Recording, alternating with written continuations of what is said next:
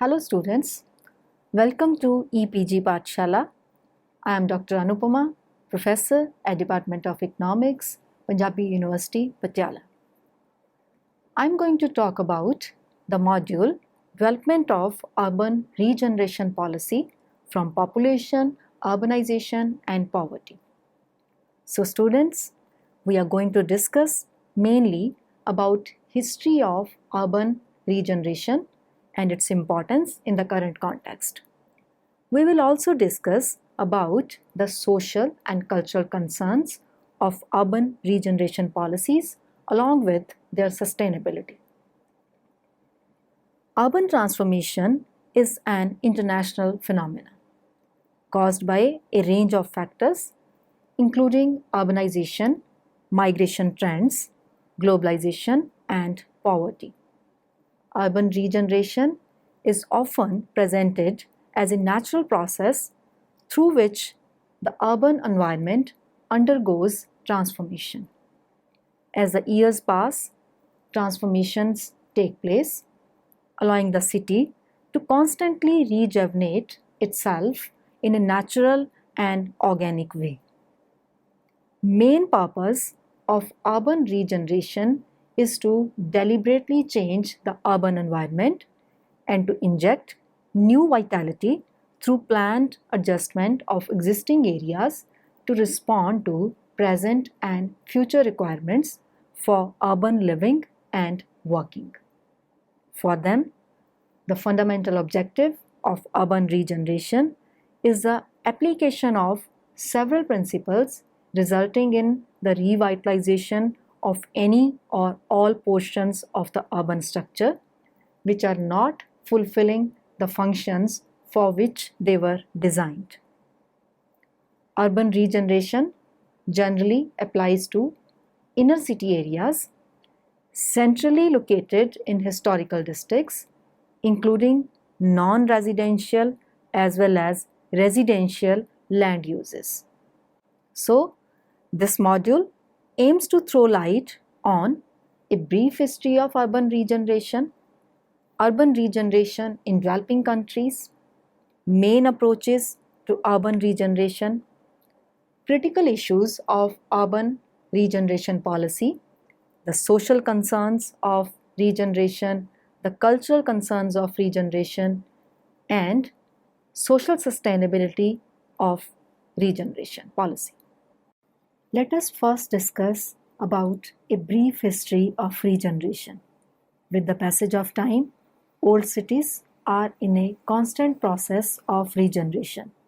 However, not until the late 19th and early 20th century did relatively coordinated efforts on part of the local governments, reform groups, and business interests arise whose intent was to eliminate the physical manifestations of urban decline. The regeneration of Paris by Haussmann is thought to be the first large-scale urban regeneration project implemented. However, the United States was among the first countries to develop specific national programs of urban regeneration. The problems of deteriorating urban neighborhoods has been recognized in the United States since the mid-19th century, and over the years, major efforts have been made to counteract decay and to rejuvenate cities throughout the country. Looking at the history of most of the economies, it seems that the regeneration programs around the world has three main elements. These are slum prevention through neighborhood conservation and housing code enforcement. Number 2, rehabilitation of structures and neighborhoods. And number 3, clearance and redevelopment of structures and neighborhoods. These components can be observed from this figure. The criticisms of urban regeneration program were many. Its application lead to the destruction of the homes and neighborhoods of the poor and minorities, and to the displacement of the small business and demolition of inhabitable housing.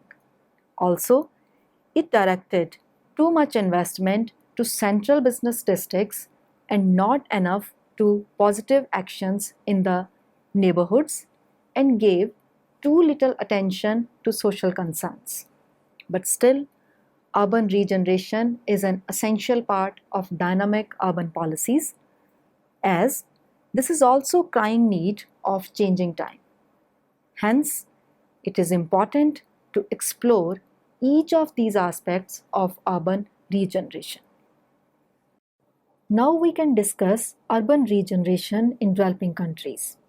In developing countries, the process of urban regeneration is still relatively new.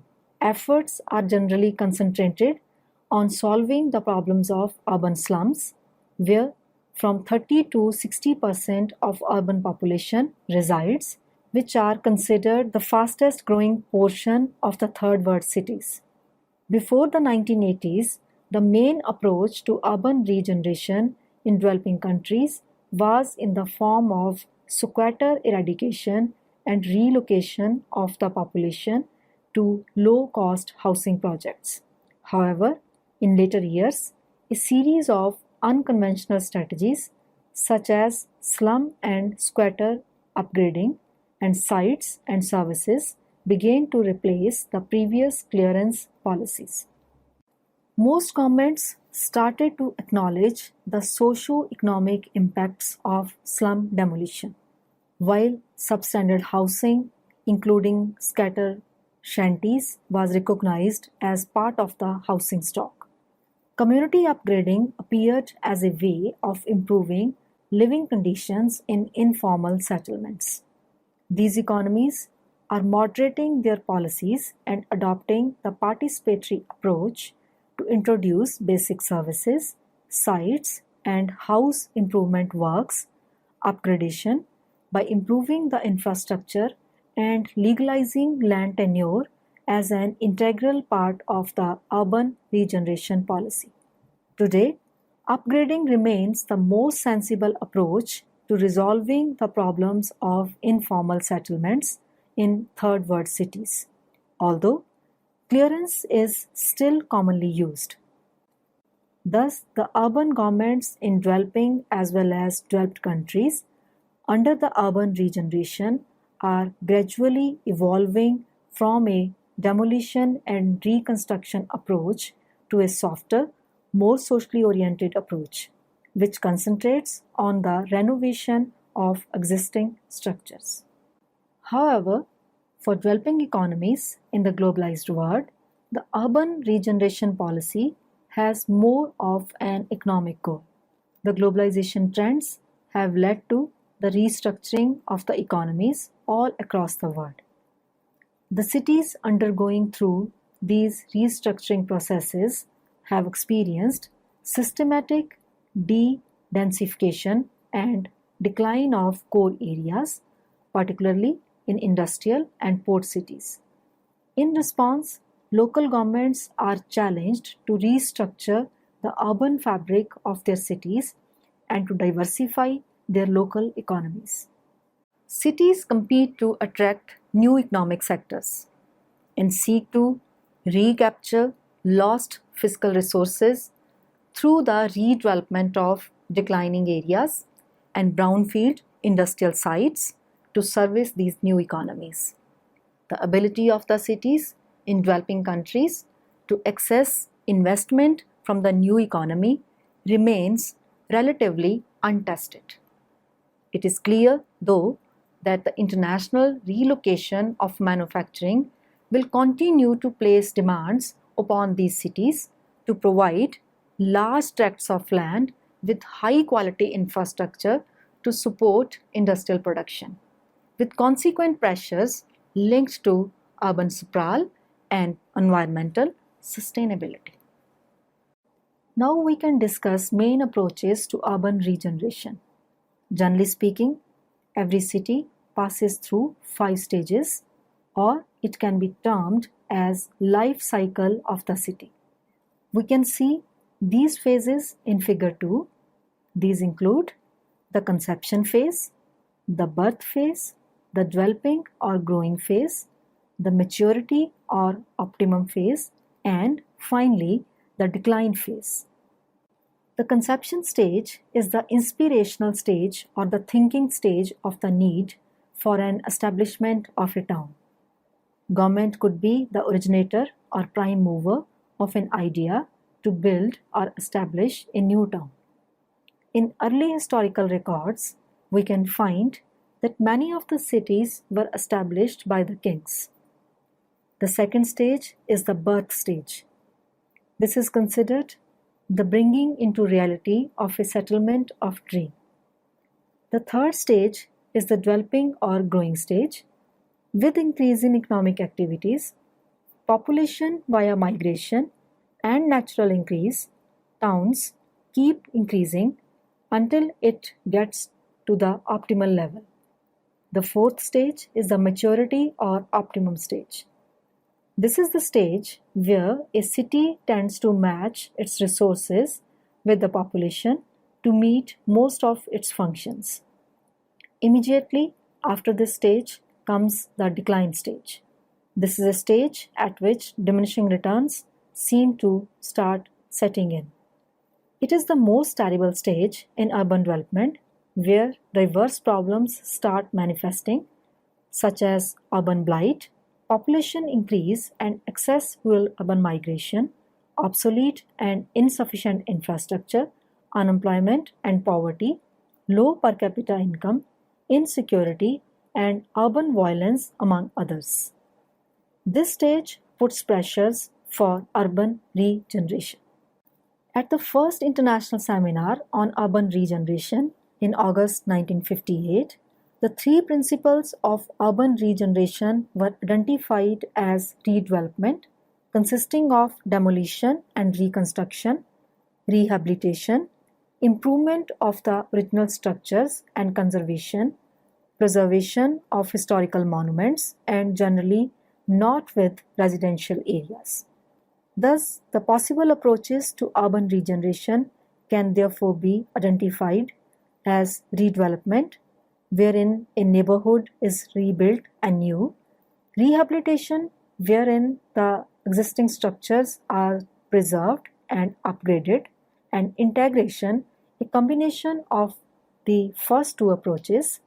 Each approach can involve the rehousing of the population on the original site or its relocation to another part of the city.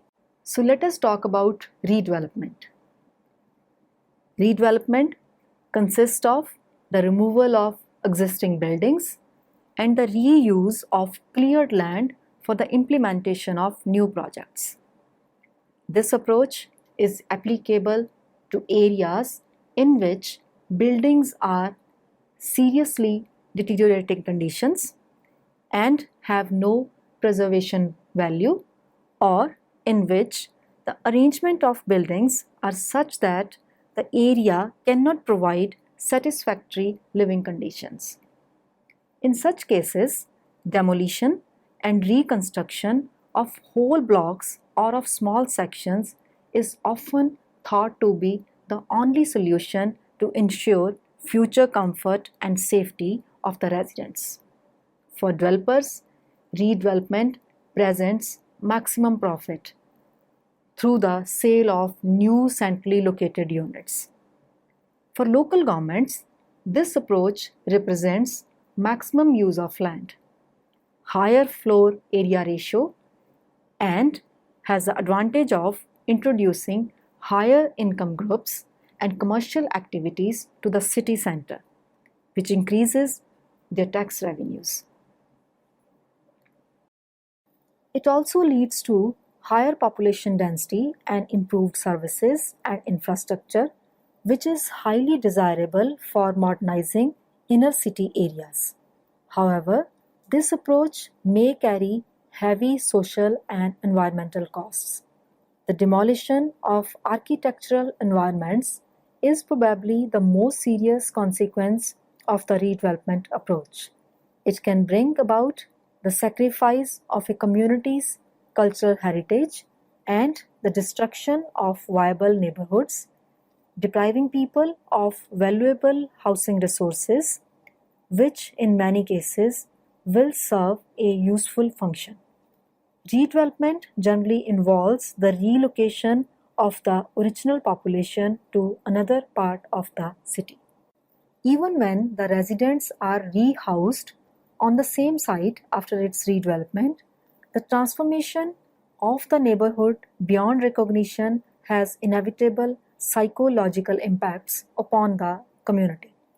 Redevelopment leads to the destruction of badly needed housing units, and it may not prevent slums from reappearing in other parts of the city. It also contributes to the impoverishment of the original residents by reduction of job opportunities, as resettlement areas are usually located outside of the city proper. However, in many developing countries, redevelopment through slum clearance and reconstruction is still regarded as the only viable way to improve housing conditions and modernizing inner city areas. Rehabilitation. Rehabilitation, often termed conservation or preservation, can be defined as opposite of redevelopment. It is based on preserving, repairing, or restoring the natural and man-made environments of existing neighborhoods. Rehabilitation is applicable to areas where buildings are generally in structurally sound conditions but have deteriorated because of neglected maintenance. It takes advantage of the existing housing stock and adopts as valuable resource and adapts old houses to present-day life and acceptable standards by providing modern facilities. Rehabilitation strategies recognize that the limited availability of funds for new construction and the serious housing shortage make the option of destroying already existing housing appear both unaffordable and imprudent. It recognizes the value of old neighborhoods, and by preserving what is unique, ancient, and specifically local, it can also contribute to the development of the tourism industry and stimulate the economy. From the standpoint of time and cost, rehabilitation is a sensible solution to the problem of neighborhood regeneration. Concerning the impacts on population, residential rehabilitation can take place in two distinctive ways. These are gentrification and incumbent upgrading. Now we can discuss each of these ways in brief. Gentrification is defined as the process by which middle and upper class people move to a neighborhood attracted by its proximity to central business districts and replace the previous working class inhabitants. Through the process of incumbent upgrading, the residents remain in place and invest in their own time, money, and energy into refurbishing their housing and improving their social conditions. In developing countries, upgrading generally refers to a comprehensive developmental approach wherein the original population remains on the site and incrementally upgrades the neighborhoods with or without public assistance. However, rehabilitation is often perceived as a complex and time-consuming process, which is more difficult to implement than redevelopment. It requires a high degree of social organization and social responsibility, as well as a total reorganization of the housing process. It is sometimes resisted by developers who see it as an infringement on the free enterprise and a barrier to large-scale redevelopment. In many instances, old houses are so dilapidated that it is unrealistic to attempt to upgrade them and to modern standards. The introduction of new infrastructure to old and dense neighborhoods can also be a difficult task. Integration. The integration views rehabilitation and redevelopment as complementary forces and combines the best aspects of both approaches. It consists of rehabilitation of what can realistically be saved, combined with reconstruction of new buildings in place of those beyond the reach of feasible rehabilitation. Integration is considered today to be the most acceptable way to regenerate old neighborhoods. It allows for flexible project implementation which can preserve the traditional urban environment and its human scale while achieving respectable densities. It respects the social order of the community by rehousing the majority of the original residents on the site and invites mass participation. Integration results in the creation of rich environments through the integration of new buildings within the existing neighborhoods and allows for the development of a new form of contemporary architecture with local characteristics, enriching the appearance of the old city while maintaining its identity. However, for many developers and local authorities, integration remains a time-consuming process, less profitable than redevelopment with mass housing. Now we can discuss some critical issues of urban regeneration policy. Urban regeneration policy has following major issues. These are urban identity, environmental concerns, social concerns, and the cultural concerns, which are mutually influenced by each other. Now we can discuss these concerns one by one. The first concern is that of urban identity. A frequent challenge faced in the sensitive reshaping of an already existing environment is discovering and preserving its own visible structure and drawing out its inherent image and identity. Urban regeneration modifies not only the physical form of the urban environment but also transforms the way in which it is perceived and experienced, and the psychological and emotional relationships between humans and urban places. It destroys the natural diversity of the city. Diversity and continuity appear to be essential components of the urban environment, which must be preserved in the process of urban regeneration. However, in recent years, the emergence of a global model has been threatening local identity, integrity, and authenticity, and cities around the world have become increasingly uniform. The second one are environmental concerns. The preservation of natural and man-made environments is another important issue which should not be overlooked in the process of regeneration. Old buildings, monuments, parks, and neighborhoods, as well as the old pattern of the city, which gives the city its unique character, are necessary to maintain the city's vitality.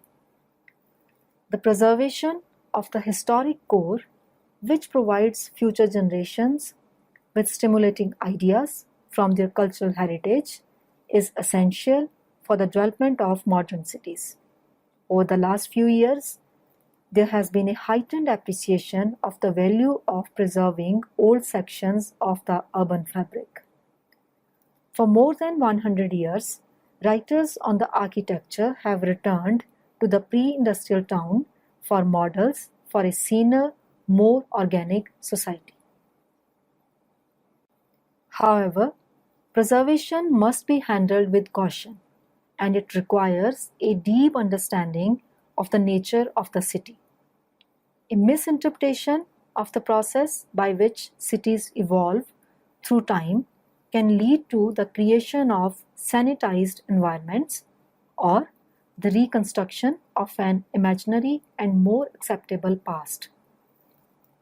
Moreover, the environmental issues faced today may not find appropriate solutions in the traditional artifacts of the city. Now we can discuss about the social concerns.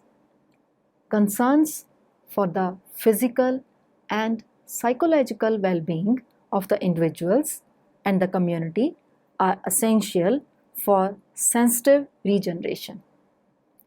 Urban regeneration can either involve re-accommodation of the original population on the site after its regeneration or its transfer to another part of the city through relocation.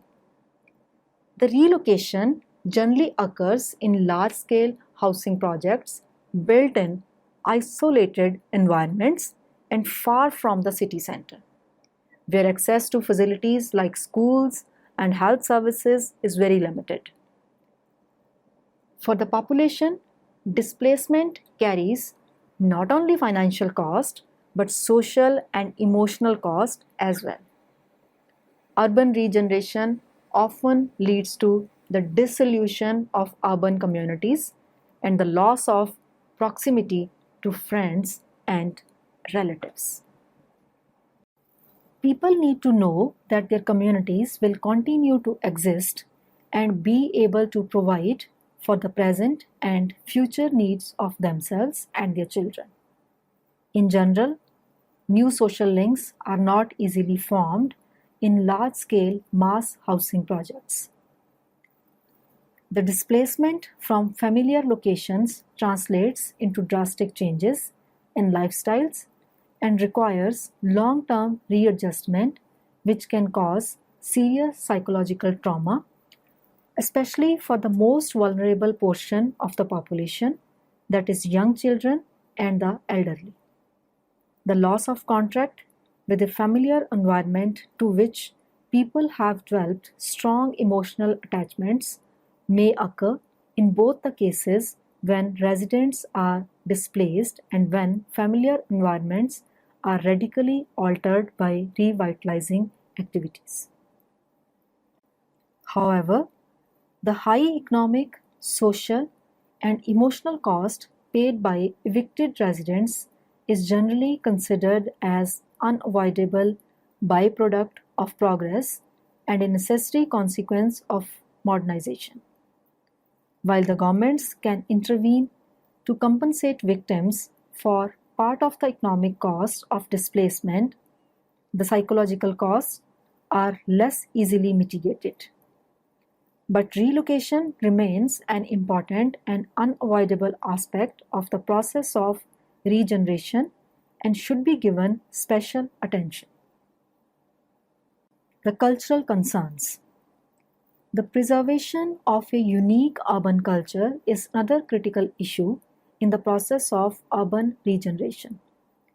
Culture has been defined as the whole social mode of life or the mode of life of the people in general and as the collective expression of shared history, traditions, values, and ways of life. The continuity of a culture is carried in its architecture, urban design, and planning, as well as in its community life. Urban culture can therefore be said to be closely related to the evolution of the relationship between the urban built environment and its social structure. The disappearance of the physical and social manifestations of a particular culture would lead to the decline of this culture. Just as much as the preservation of the environment and community can be important for that of the local culture, culture is itself essential in their development.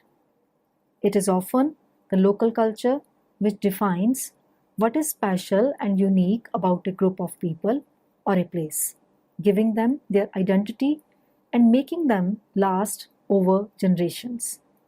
It is therefore important to ensure that in the process of regeneration, the urban culture is not destroyed, but stimulated and promoted through a conscious transformation of the urban environment. Now, we can discuss social sustainability as a holistic approach. Sustainability in general is termed as a synergy between the environment and the basic needs of the individuals. However, it also encompasses a range of socio-economic and cultural aspects. Therefore, in the perspective of urban regeneration, the social sustainability is more important.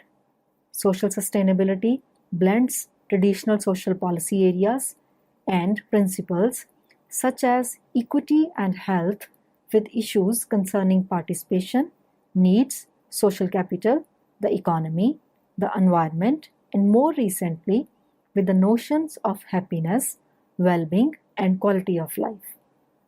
Therefore, any regeneration policy aiming at social sustainability should tackle physical, social, economic, and environmental issues together. Therefore, any policy of urban regeneration should be a mix of the following approaches. First one, property-led physical approach, where, for example, a major retail-led or mixed-use scheme is expected to have multiplier effects in the economy.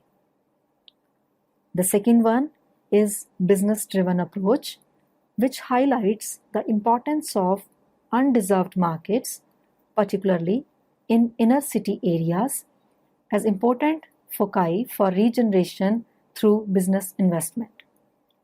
Third one is urban form and design perspective, which highlights the importance of the relationship between sustainable development and urban form and also protecting the urban identity and culture. Then there is cultural industries approach, which stresses the importance of creative and cultural media industries as vehicles for regeneration. Another is health and well-being perspective, which highlights the role that well-designed spaces can have on neighborhood health and livability.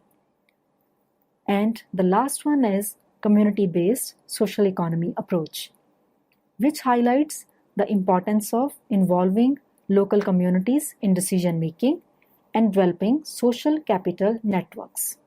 Thus, the major challenge before the urban regeneration policy is to adopt a socially sustainable approach so that the regeneration is justifiably benefiting the urban residents in present as well as future time periods. So students, let us summarize what we have learned from this module.